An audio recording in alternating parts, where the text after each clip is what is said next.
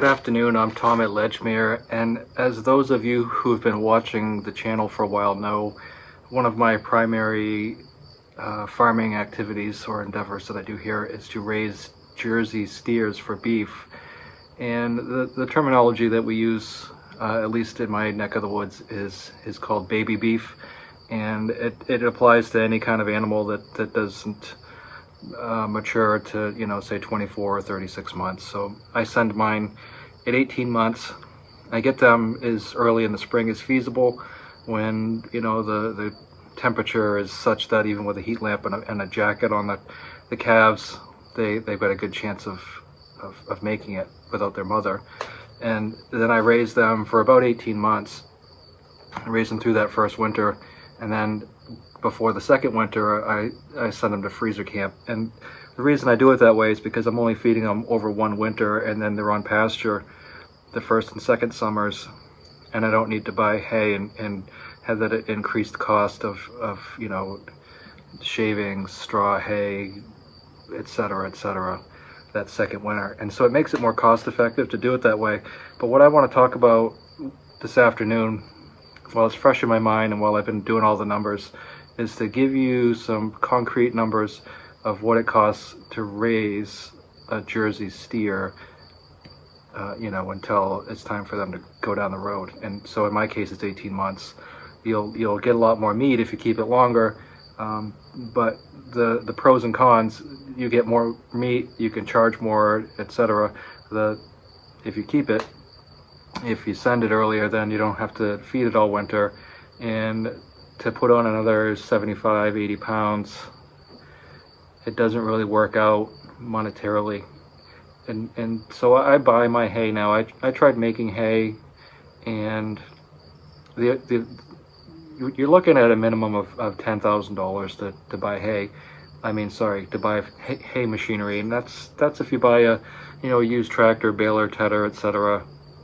Something that's fairly decent, that you're not broken down with every 5 minutes. And I know there's going to be tons of you that say, I picked up this for 50 bucks and somebody gave me that, and that happens. I've fallen upon instances where that happens too, but normally, the prices that you'll see to buy something, not at auction, not something that you got to put a lot of work into.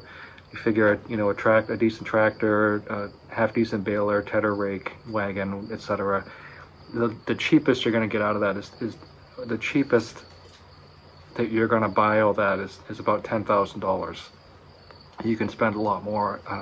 The big hay farmers, they've got over $100,000 of machinery. They got two $40,000 tractors, a baler's $30,000, a tedder rake, all that stuff is just phenomenal. One bale throw wagon will cost you $3,000. So I don't do any of that. I buy all my hay, and the cheapest way for me to get my hay is in round bales. So you pay between $35 and $60 a round bale, and there's about 10 bales of hay in it.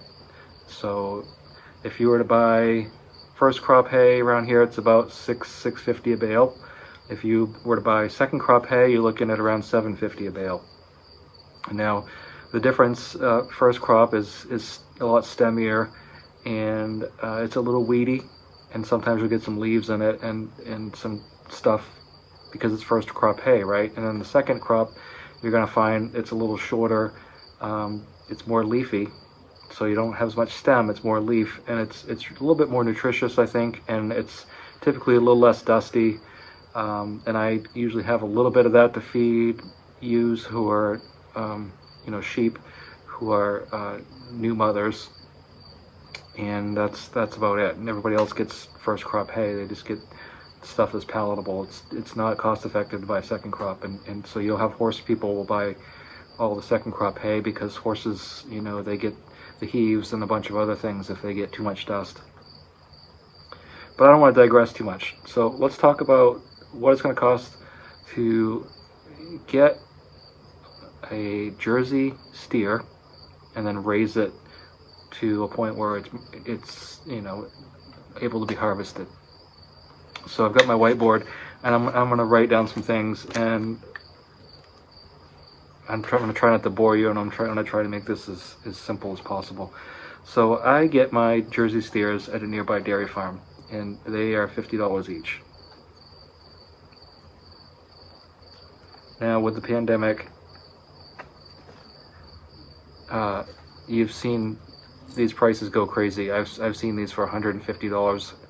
Some places that are saturated with dairy farms, they're still going for 10 or 15 bucks. But for the most part, if you pay $50 for a Jersey steer, you're doing well.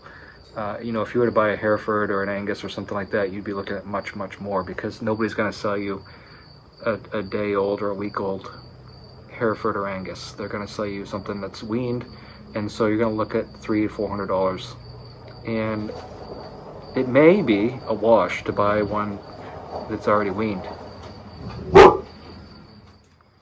So if you could buy an Angus or a Hereford for $300 or $400 weaned, that's probably a pretty good deal, because with a Jersey, you're going to have to feed them milk when you get that animal home. And so I usually get their 50-pound bags of powdered milk that you mix up, and you feed them twice a day, and each one of those bags is about 80 bucks, and you need 3 of them. So you milk 3 times 80 is $240. So I'm at $290 just buying the calf and enough milk to wean them. So you got to buy a bottle. You know, a bottle's going to cost you about 10 or 12 bucks.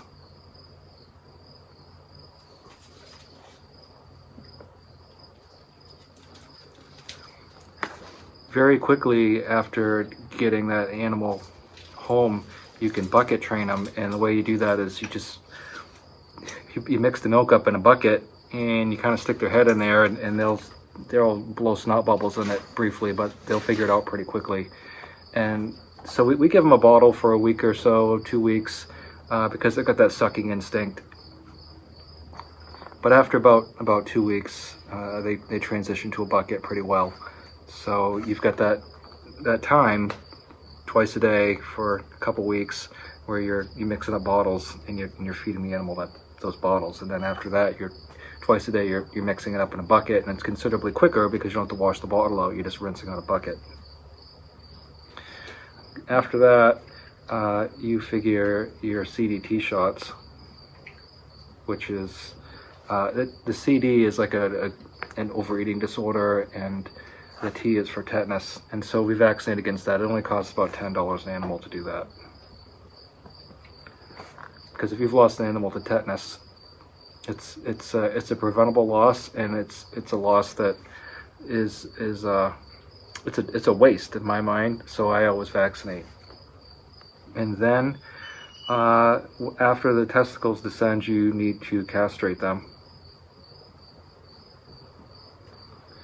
And so to castrate them, and this is going to apply, everything from now on applies to whether you buy a Jersey, an Angus, Hereford, whatever, your CDT, the castrators with the little donut circle things. I have 2 sets. I have a big set, and then I've got a smaller set that I use for the sheep, and it's almost big enough for cows, but sometimes you wait just a little bit too long with the cows and the testicles get too big, so you need the big set. And I have about $100 in that, but that's pretty much a one-time expense. I mean, every once in a while you need to buy more donuts, but if you get a package of 50 of them, I mean, that's going to last you a while.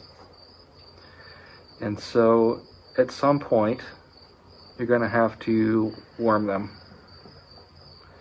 and figure, I think it was about $70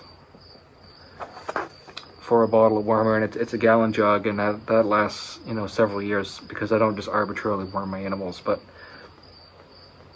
usually on spring grass there's a lot of coccidia, which this wormer is not for that. This is for roundworms, hornflies, and it's ivermectin, so the wonder drug for COVID that some people have been taking. So the ivermectin, that'll probably last me about 3 years. So you look at the date on it. Of course, it's got an expiration date, but keep it in the cool, dark place, and it's fine. And then you need Corid, because cord is your cocci medication, and it's about $100.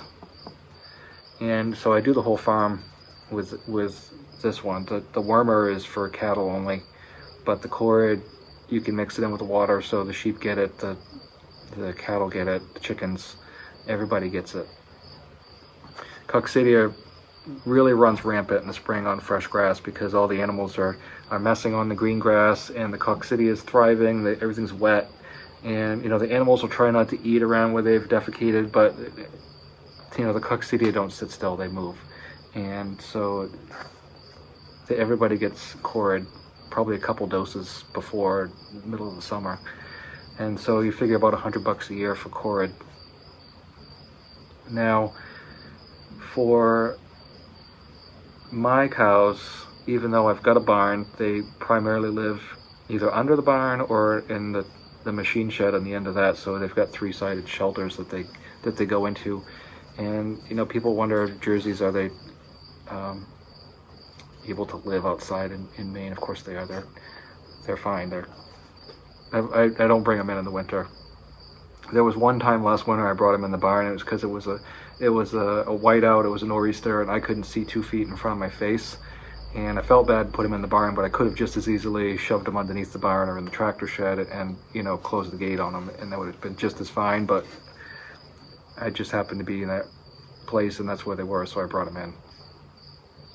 But so as far as a shelter for your cows, you need some sort of 3-sided building. You need something for them to get out of the elements if they want to. A lot of times in the summer, they'll go out in the rain, they don't care. But if it's a monsoon or if it's a nor'easter, they need to have a place to go. And they need shade. So most of my fields have trees. They've got a place to go, but it's just as likely on a really hot summer day that they've gone underneath the barn to go wait the day out and then come back out. So you need some sort of a shelter. And this is a really big variable here when you talk about a shelter. Some people already have a barn, some people need to build something. And so, I can't tell you what a cost is because it just depends on what you're building. You can buy like one of those Hillview mini barns for, I don't know, $4,000, and it works perfect. You could build something, or maybe your place came with a barn. So the shelter, I really can't give you a number on that because I don't know. It's too variable. Now, in those run-ins that I have, I put the animals on what I call a pack. So twice a year it gets mucked out, and the rest of the time I just keep piling straw on it. And I don't use shavings because it's earth, and so the shavings just rot, and I don't put hay down because that molds. So I buy straw, and I think I put 1 bale of straw down for the summer, and it's really only due to be changed out now. It's been fine, but in the wintertime it really gets bad. So every 2 weeks you need to put at least a half a bale of straw in there. So you're looking at I'll say 7 months a year, 5, so 7 times 4 is 28 times 5.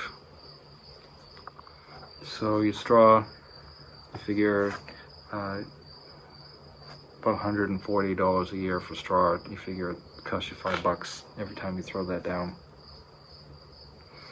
Shavings, I don't use a lot of shavings with the cows, and the reason being is that I'm using straw and they're outside most of the time. However, for the first probably month and a half that I get them, I keep them in the barn. I don't really let them loose outside because they've got their vest on, and I'm trying to keep them warm, and it's kind of the cool season, so I might let them out for a little bit during the day, but most of the time they spend until they're weaned in the barn, in a stall. And so you figure about a bag a week of shavings. And so I don't throw down the whole bag because whatever you throw down, you got to shovel back out. So throw down just enough to cover the floor, and then you're in there with a shovel or a manure fork at least twice a day, getting the solids out of there and scraping away the liquids. So, you know, last year in 2020, I was able to buy a bag of shavings for $4.25, and this year they're $5. So some of these things, when I was doing my projections for this year, I went up a little bit. I figured a little bit of inflation, but a lot of the stuff, the way it went up was so much that I don't even know how I survived. But so we'll say 8 weeks at $5. So you get $40 worth of shavings on top of that. And so over the winter, from pretty much, and so we're at the end of September now, and this is an odd year. It's been super wet and the grass is still growing, but normally the fields are all played out by now and they have nothing to eat. So you figure it minimum October 1st to May 1st, you've got to feed hay. So you've got October, November, December, January, February, March, April, May. You get 8 months. And you figure a bale a day. So it's going to cost you 300 bales. So you've got 8 months. And for the first few months, the cows are eating starter grain. They're eating or drinking milk, and so they're not really eating too much, but you want to get them on roughage as soon as you can, but they really don't eat that much hay. And even the first winter, they probably don't really even eat a half a bale a day for the most part. So, but you figure a full-grown cow, a bale a day, and so to be on the safe side, I figure 150, 175 bales per cow. And yeah, there's extra, but you just never know. We've had snow on Halloween here before, and we've also had snow in April. And if you have a cold spring and the grass doesn't start, you've got mud, you can't put the animals out. So you have to have hay, and you really want to buy your hay kind of when the farmers are making it. If you wait until, God, if you wait till January, you're going to pay through the nose if you can even find it. So we always put our hay in July or August, without fail.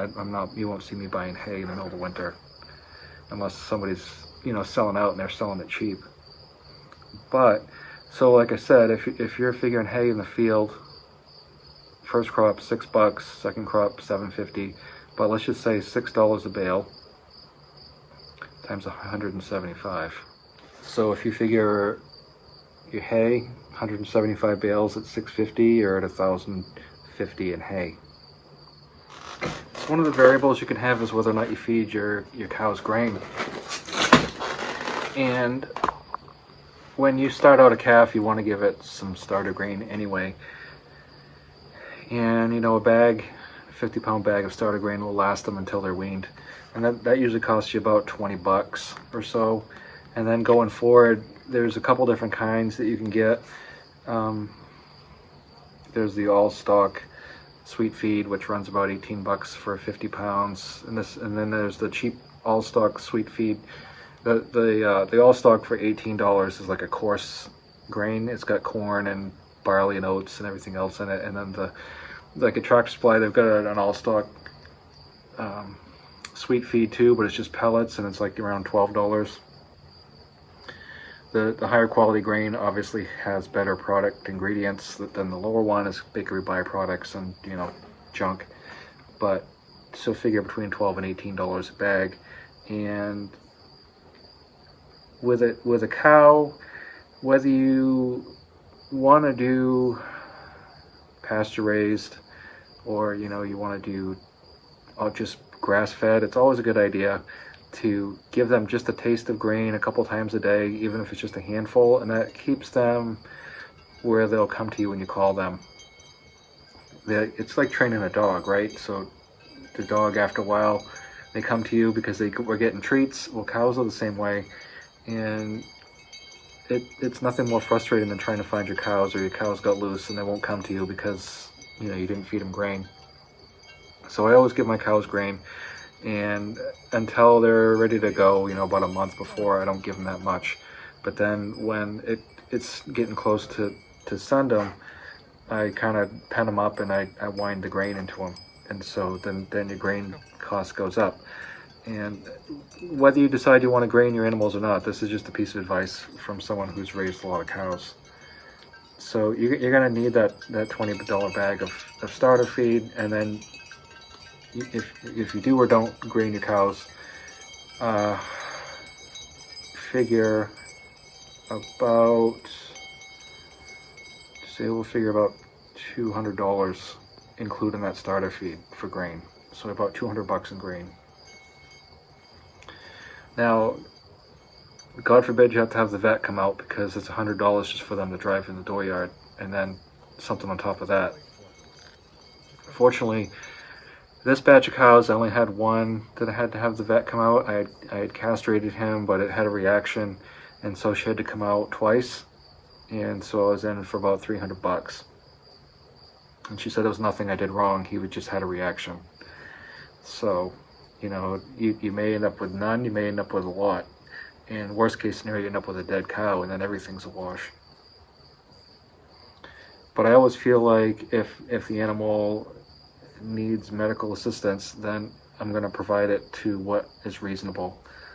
And, you know, what's reasonable, he's sick, he got a cut, he's got an abscess, something like that. What's not reasonable is something that is going to be life-threatening. You have to put the animal down anyway. And so that's another whole story we can talk about later. But when it comes to like medical care for an animal, something that they are going to recover from without investing a ton of money, like, you know, you don't want to do like massive surgery on a cow that you're going to send to the butcher. It doesn't make any sense, and I don't want to put the animal through that kind of stress anyway. You know, they put them under general anesthesia, and it's a whole thing. And some people who are organic, they don't do anything, and so I'm not gonna not treat the animals with you know, that's why we have medicine, right? Because the animal, we take medicine when we're sick, and so I want to give the cows medicine when they're sick. But that's another whole discussion, and that just is, you know, whatever your code of ethics is. So I'm not going to put down veterinary on here, but there is a, you know, there's a question mark. Now, when the times come time to send your animal, you can buy a decent horse trailer for $600-700, and you know, it'll pay for itself after a few years. In my mind, it's just one more thing I got sitting in the yard that I only use once, twice a year. So I always have the butcher pick up the animals, and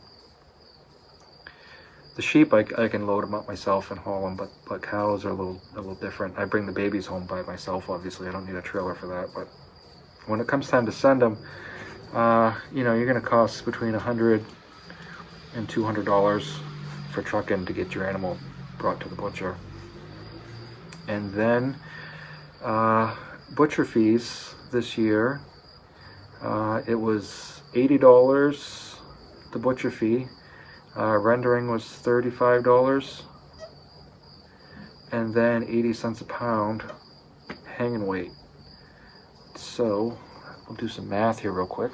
So when we start looking at this, just your butchering fees, so you got your kill, this is what it costs to kill it, this is what it costs to rendering, meaning get rid of the hide and you know, parts that aren't going to be usable, and then you get 0.80 cents a pound, and it's based on a 400-pound steer, and these ones that went this time were between 320 and 400 pounds, so 400 pounds is on the high side, so it might be a little bit less. And so you're looking at this number right here just to put it in packages. So I'll go over these numbers with you real quick again, just so we're on the same page. Steer was $50. Milk, you figure $240 a bottle, and you know, you don't have to buy a new bottle every year, hopefully, but $10 to $12. Your CDT shots, and so you know, you can go to the vet and have them just make you one syringe with a CDT shot. You actually need to give a booster in like a couple weeks, but it's pretty cheap if you do it yourself once you have the investment of the medication and the syringes. I get my stuff all from Valley Vet, and it's way cheaper. So castrate, that's a high number because you're buying the equipment up front, but it's going to be cheaper, going forward. Your wormer, this is your ivermectin, and so that's going to be not that price every year, but initially that's going to be your price. Same with Corid. You can buy smaller containers of Corid, but this is a gallon jug. It's the cheapest way to go. Straw, that was $140.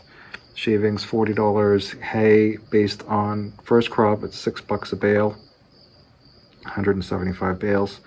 Your grain, that includes your starter feed for your cow, and in a vet, I said $100 to $200. It may be nothing, but it may be, that's a decent range for a veterinary. Take a fecal sample in before you give Corid. That's what I usually do, and so I don't just arbitrarily give Corid or ivermectin. I usually once or twice a year bring in a stool sample to the vet, and so they do a lab test on it and tell me what to treat for. So that's how I know what I'm buying for medications up here. The salt, yeah, you can get cheaper salt, but this is a mineral that I buy.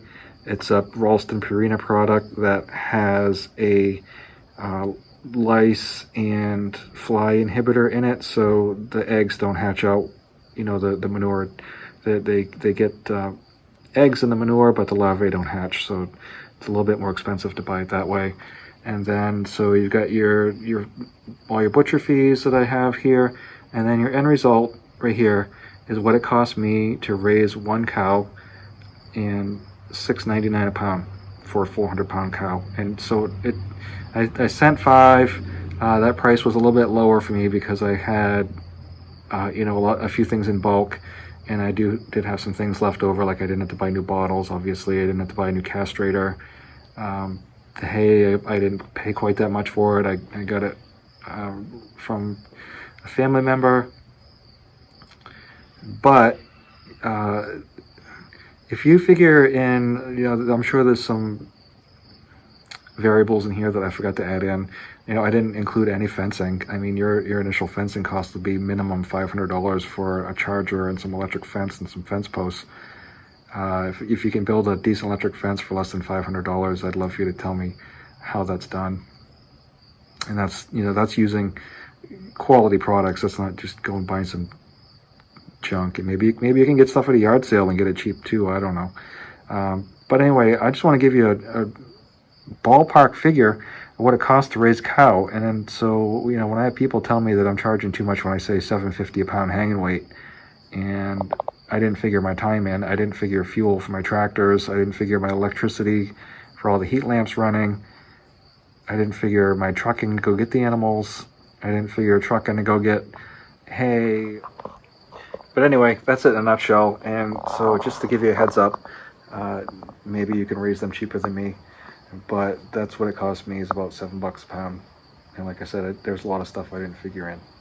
So hopefully this has been helpful, and I'll talk to you soon. Thanks for watching.